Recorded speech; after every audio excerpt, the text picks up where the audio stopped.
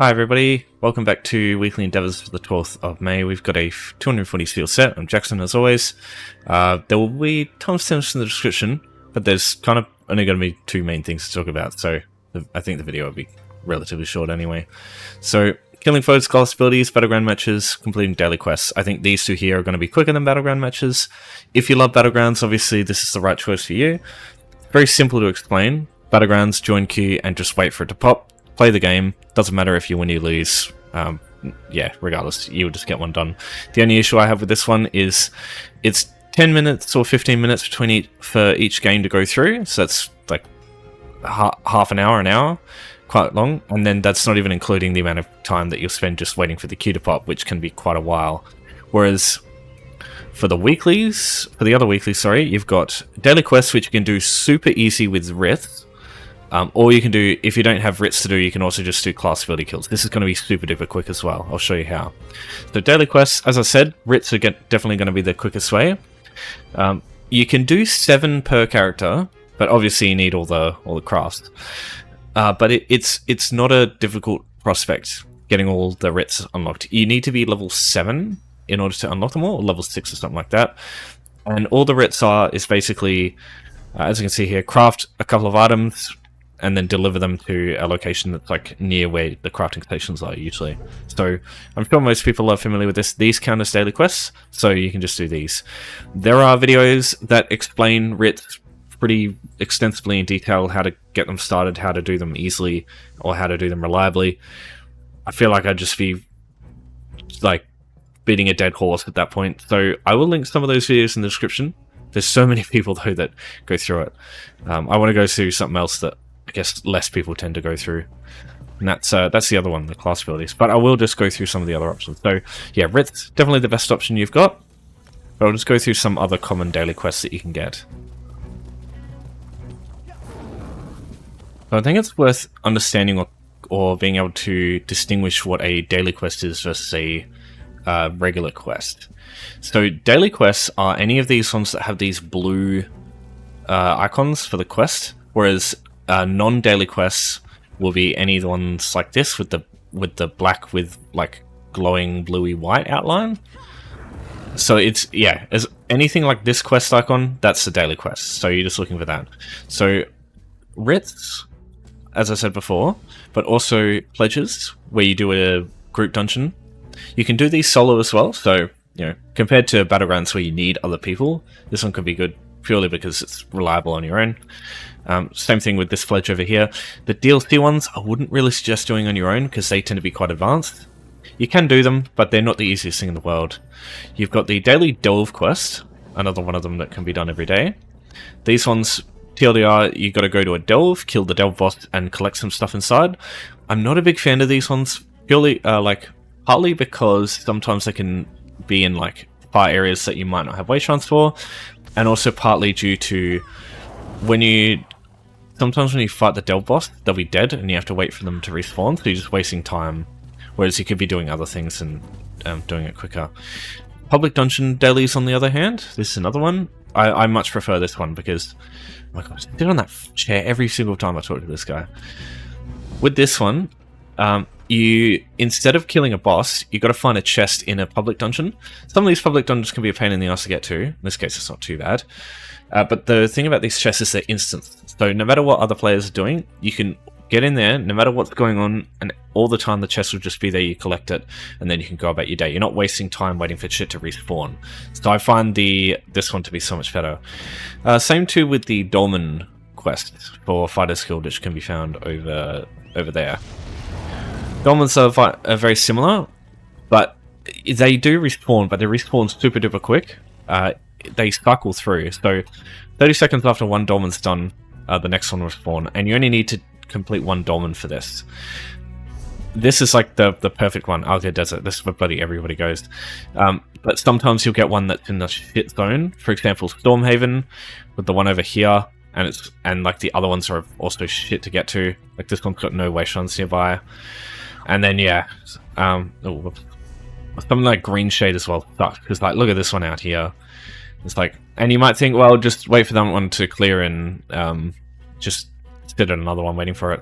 The issue is they don't cycle through until someone clears it. And I guarantee a bunch of other people are looking at it going, someone else will do it. And I guarantee everybody else will have the same idea, nobody will clear it, and it will take fucking ages for it to go somewhere else. So, yeah, sometimes these can be a pain in the ass. And that's why I suggest only really doing writs. I think that's the only reliable daily quest you can do. Or the only one that won't take a while. So, yeah, it just depends on what you want. So, yeah, I only really think you should do... If you want to do this basically in like 10 minutes and then just forget about it, because you can absolutely do that with this one. Yeah, I would do this, and I would use Skyreach Catacombs, the old faithful.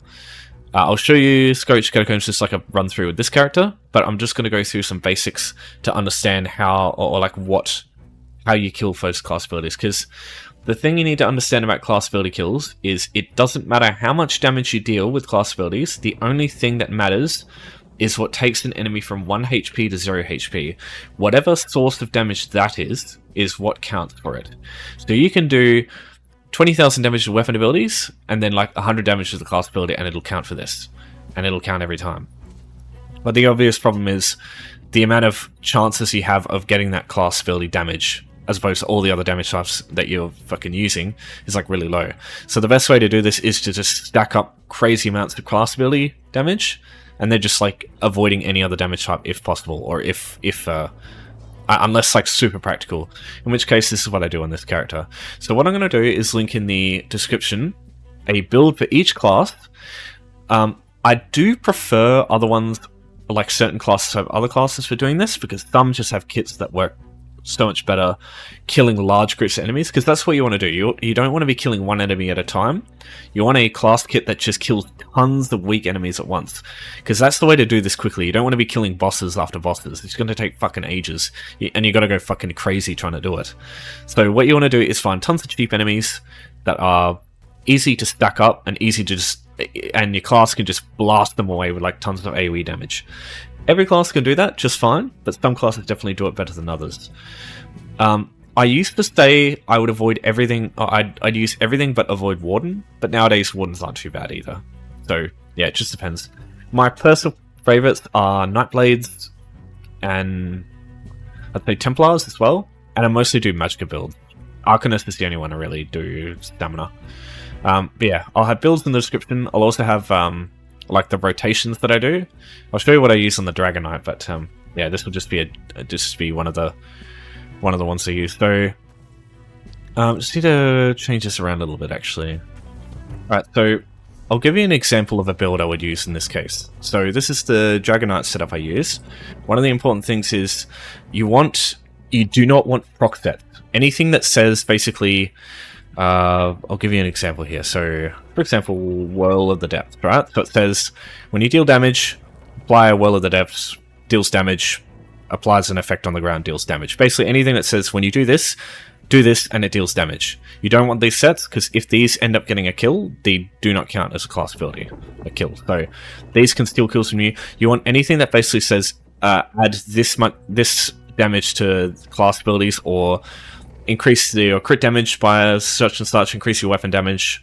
You know, things like Hunding's Rage, Lord Julianus.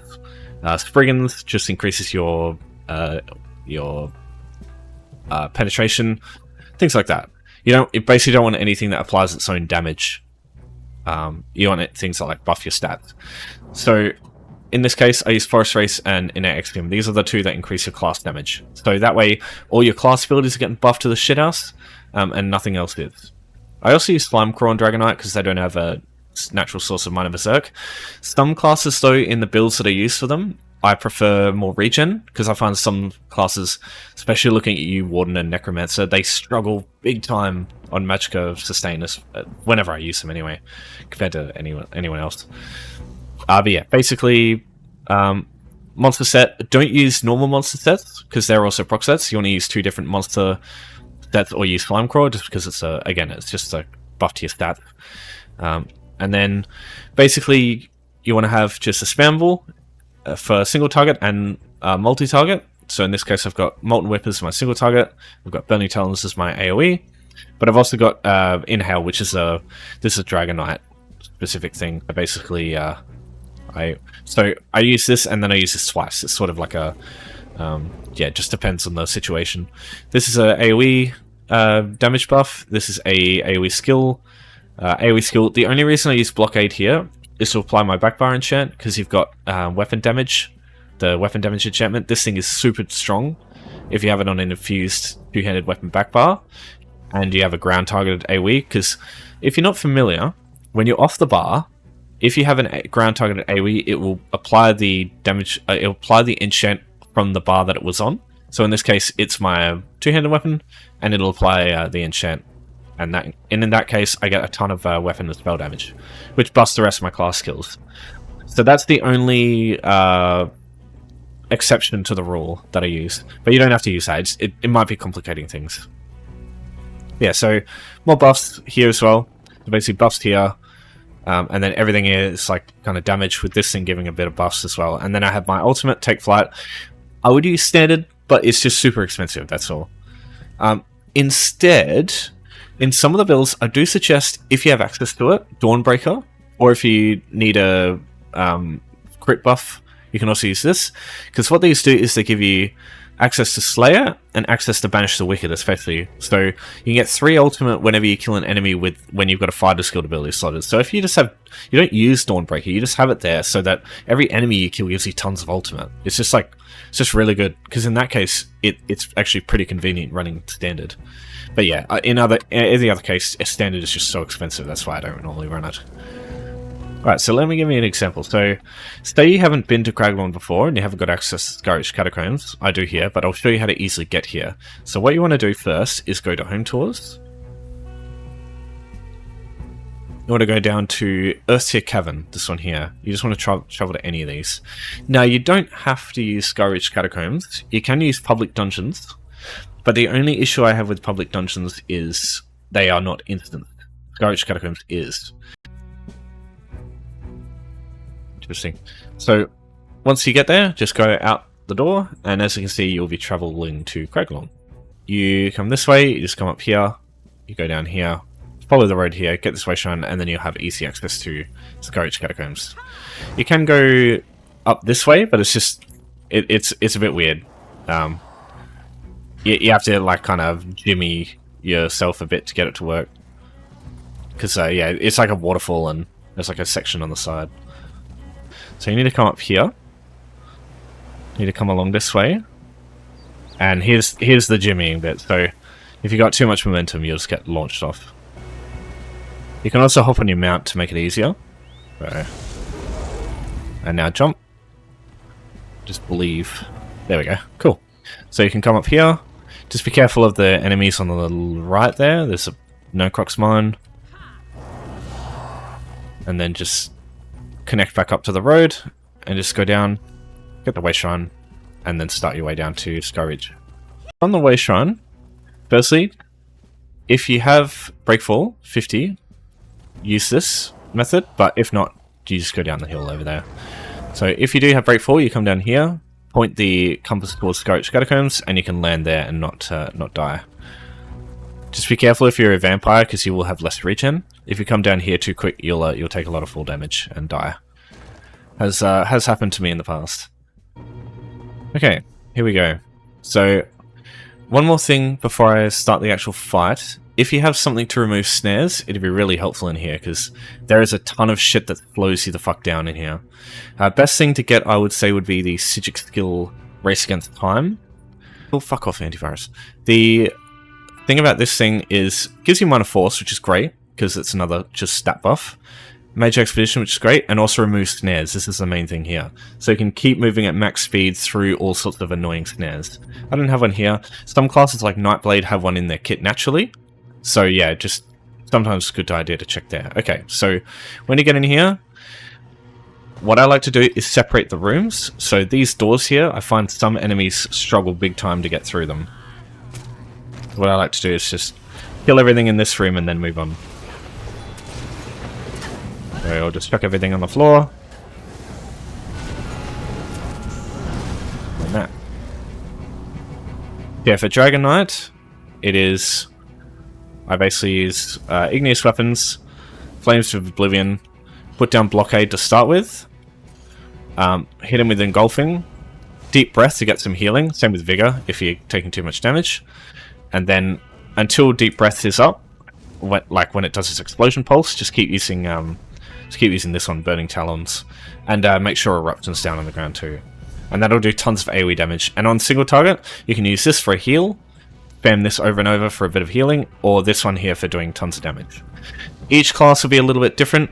For example, like Nightblades, you have Grim Focus and you want to keep the stacks up for that because it applies to all your AoE damage. And you can use ultimates like crazy because Soul Harvest does like tons of ulti generation. Necromancers, for example, I use the ability to absorb souls and it gives you a ton of ultimate. It's just like different things that they do that work for them. So yeah, it just depends. Right, so we'll move through here. So coming through, always look for these, they're like bone mound things. And these fire pits too. They both do the same thing, they spawn lots of little skeletons, like weak skeletons that you want. Alright, so what I'm going to do here is throw my standard on the ground, because all the enemies will go through it and take a bunch of damage. Oh, we've got to be very careful here. Main issue with Dragon Knights is they do not have a lot of offensive healing. They're going to constantly be applying fucking active healing. Not to say they're weak by any measure, just a little bit harder to play than some other ones.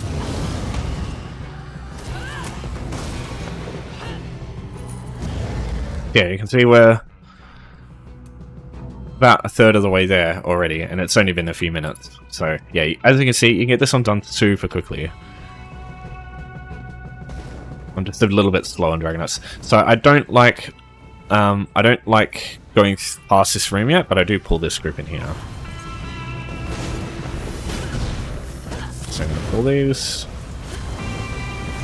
Deep breath.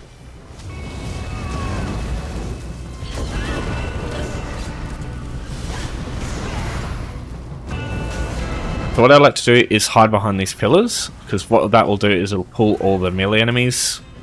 The range enemies. It'll pull the range enemies into a single spot, basically, and make it easy to stack all the enemies up at once and kill them all.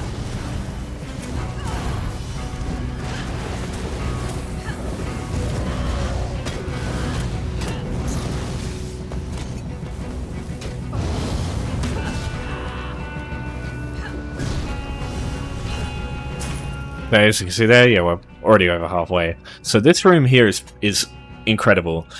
A little bit hard to use because there's like lots of damage coming at you, especially on this character. I fucking struggle. Now, what you don't want to do is start the fight like that. Hold on. Alright, so what you want to do here, as soon as you activate this chest, a shit ton of stuff's going to spawn. Now, what you want to do, don't be like me and be an idiot and pull this group by accident. You want to leave these guys until you touch the chest. This is only if you like want a really tough fight, in which case it's fair enough. Well, tough, I mean, compared to dungeons, it's nothing, but what you want to do is hit the chest first.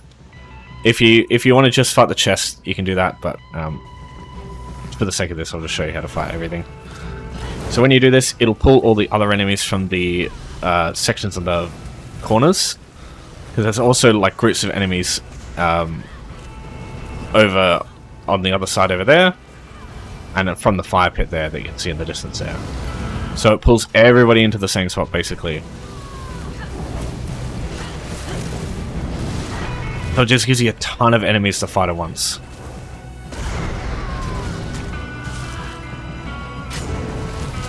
So you just basically want to keep putting all your AUs in the middle of the room there, and as you can see, we're already done.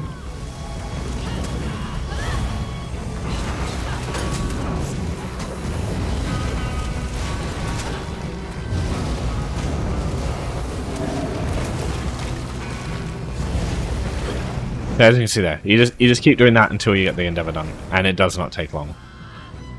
Yeah, in this case, I'll let them kill me so I can respawn at the entrance. Yeah, as you can see, I'm done. So, if you have any other questions about this stuff here, just let me know. I'll just quickly go through some easy, like, public dungeons to reach, I guess. Or ones that I would personally use. So, I usually like going to... I like Obsidian Scar because you could loot chests at the same time, I suppose. And chests in here give you Dark Stride, which is a stat I use for farming like materials and stuff. Deshawn's a pretty good one usually. Crimson Cove as well has tons and tons of enemies in it. This is usually where everybody else is. Same with Vile Manse. This has got tons of Imperial enemies, but everyone's in there usually as well. Western Skyrim's Labyrinthian is really good too, because that gives you Venomous Smite when you loot chests and shit. Venomous Smite's a really good set. Though not good for doing this though, because it's a proc set. But yeah, pretty good otherwise. Forgotten Waste's good. Nature 12th is also pretty good, because there's big groups of Altmer enemies in there that are really good to kill. Yeah, stuff like that. Just public dungeons in general. Like I said though, public dungeons, the issue is that you are...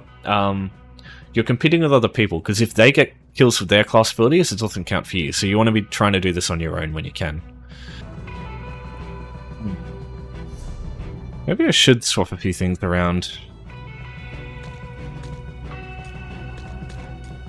Yeah, that's probably better. Always learning till we die. Alright. Take care, everybody. See you next time.